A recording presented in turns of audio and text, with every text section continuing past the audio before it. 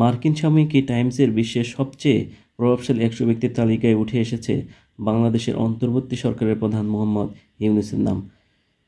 2025 সালের এই তালিকা বুধবার প্রকাশ করেছে প্রখ্যাত এ সাময়িকী, যেখানে লিডার্স ক্যাটাগরিতে ইউনূস রয়েছেন 6ষ্ঠ অবস্থানে। ম্যাগাজিনের প্রধান উপদেষ্টাকে নিয়ে মুখবন্ধ লিখেছেন যুক্তরাষ্ট্রের সাবেক পররাষ্ট্রমন্ত্রী হিলারি ক্লিন্টন। সেখানে বলা হয়, 2024 সালে শিক্ষার্থীদের আন্দোলনে বাংলাদেশের কর্তৃত্ববাদী প্রধানমন্ত্রীর পতনের পর দেশকে গণতন্ত্রের পথে নিয়ে যাওয়ার দায়িত্ব নেন সুপরিচিত নেতা নোবেলজয়ী মোহাম্মদ ইউনূস। তিনি বাংলাদেশকে নিপীড়নের ছায়া থেকে বের করে আনতে নেতৃত্ব দেওয়ার পাশাপাশি মানবাধিকার প্রতিষ্ঠাতা করেছেন, জবাবদিহিতা আনছেন, মুক্ত ন্যায়ভিত্তিক সমাজের ভিত গড়েছেন। টাইমসের নিবন্ধনে লেখা হয়েছে ইউনূস সম্পর্কে। এই প্রভাবশালী টাইমসের তালিকায় বাংলাদেশের অন্তর্বর্তী সরকারের প্রধান উপদেষ্টা মোহাম্মদ ডক্টর ইউনূসের নাম উঠে আসলেও ভারতের কোনো ব্যক্তি বা ভারতের প্রধানমন্ত্রী নরেন্দ্র মোদীর নাম উঠে আসেনি।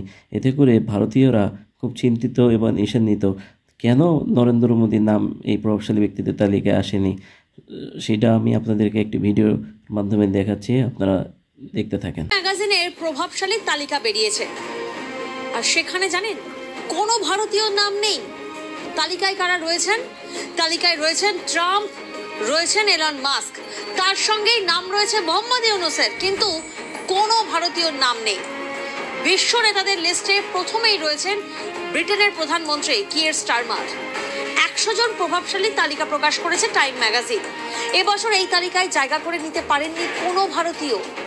ভাবছেন, কিন্তু সেই তালিকায় অর্থাৎ সেই প্রভাবশালী তালিকায় রয়েছেন মোহাম্মদ ইউনূস।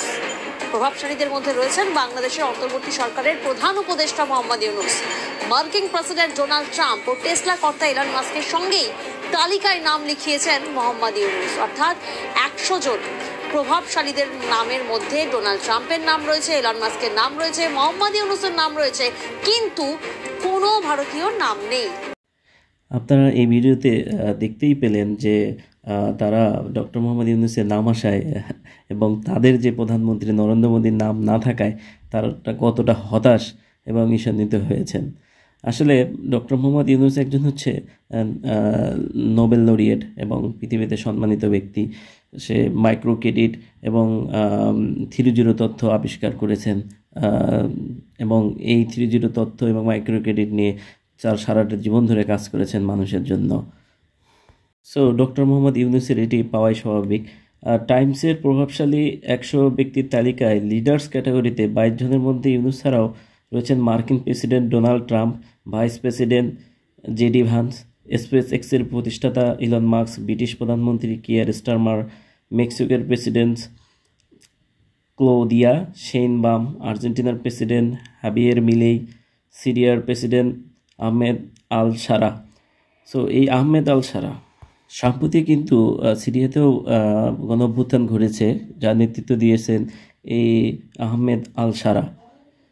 সো এখন আপনাদের সঙ্গে আরেকটি ভিডিও আমি শেয়ার করতেছি। আপনারা এটা দেখলেও বুঝতে পারবেন যে ভারতীয় সাংবাদিক এবং ইউটিউবারদের কী অবস্থা, তারা এই বিষয়টিকে কীভাবে নিচ্ছে, মোদিকে নিয়ে কী ভাবছেন তারা।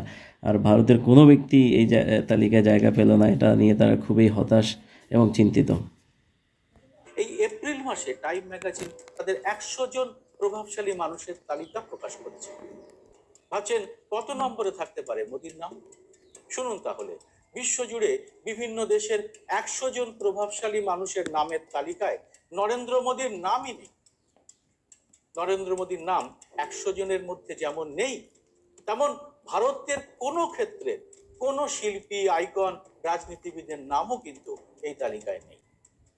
টাইম ম্যাগাজিনের 100 জনের প্রভাবশালী তালিকায় ভারতের কেউই নেই, কিন্তু আছেন বাংলাদেশের রাষ্ট্রপ্রধান। একটু চমকে গেলেন? ঠিকই ধরেছেন, এই তালিকায় টাইম ম্যাগাজিন রেখেছে বাংলাদেশের প্রধান উপদেষ্টা মোহাম্মদ ইউনূসের নাম। যেহেতু দাদাবাবুদের কোনো নাম নেই, দাদাবাবুরা এটা নিয়ে খুবই চিন্তিত এবং বিস্মিত। আর দাদাবাবুরা বাংলাদেশকে ভাবতো তাদের একটি অঙ্গরাজ্য বা প্রদেশ। তারা সেভাবেই বাংলাদেশের সঙ্গে যে কূটনৈতিক কলাকৌশল নির্ধারণ করত এবং কূটনৈতিক কার্যকলাপ নির্ধারিত করত বাংলাদেশকে প্রদেশ মনে করে, কিন্তু বাংলাদেশ যে একটি দেশ তারা এটা মনেই করতো না। এবং বাংলাদেশে যে অনেক মেধাবী মানুষ রয়েছে তারা এটাও কখনো ভাবতো না। কিছু লোকজন যারা ভারতের উপর ডিপেন্ড করে বাংলাদেশকে এতদিন ভারতের ছত্রছায়ায় শাসন করেছে, মানুষের অধিকার খর্ব করেছে, সো তারা আজকে নেই, তারা ভারতেই আশ্রয় নিয়ে আছে। কিন্তু বাংলাদেশ অলরেডি একজন বিশ্বনেতা পেয়েছে এবং খুবই স্বনামধন্য এবং পৃথিবীর পরিচিত একজন মানুষ। সো আমরা ডক্টর মোহাম্মদ ইউনূসকে পেয়ে সত্যিই গর্বিত বাংলাদেশি হিসেবে। আন্তর্জাতিক কূটনীতিতে বাংলাদেশ আগে ভারতের মাধ্যমে কূটনীতি কার্যকলাপ পরিচালনা করত। এখন ডক্টর মোহাম্মদ ইউনূস এই যে ছাত্র জনতার যে গণঅভ্যুত্থান বা বিপ্লব যেটাই বলি, সেটার পর থেকে বাংলাদেশ নিজের রাজনীতি বা কূটনীতি সারা বিশ্বের সঙ্গে নিজেরাই সরাসরি কূটনীতি কার্য পরিচালনা করতেছে।